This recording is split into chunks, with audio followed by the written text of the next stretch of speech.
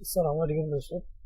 ये एक वेबसाइट है dictation.io और इसमें मुख्तलिफ ज़बान में हम टाइपिंग कर सकते हैं। जैसे ही मैं उर्दू में लिखा हूँ इसको मैं रिमूव करता हूँ और इसको दोबारा ओपन करता हूँ। या गूगल है,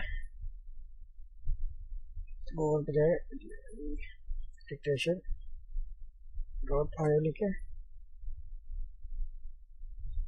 इसके अंदर जाएंगे आप वॉइस नोट पर net note pad voice note pad. अच्छा, इसमें हमारा सेलेक्ट हुआ। पहले आप इसमें कुछ भी सेलेक्ट कर सकते हैं, उर्दू, भारत, उर्दू, पाकिस्तान, जो जिधर रहता है कर लिया भाई। तो अच्छा ठीक है, अब हम इस पर टाइप करने की कोशिश करते हैं। तो मैं दोबारा लिखता हूँ, अस्सलाम वालेकुम दोस्तों, तमाम दोस्तों को मेरा सलाम। ठीक है, ये आराम से इसमें लिख दिया गया है। ये भी टाइप हो रहा है भाई, आराम से इसमें लिख दिया है। वाह जबरदस्त। तो ये बहुत अच्छा सॉफ्टवेयर है, वेबसाइट है, तो यूज़ कीजिए और दो हमें याद रखिए। मिलता है नेक्स्ट वीडियो में।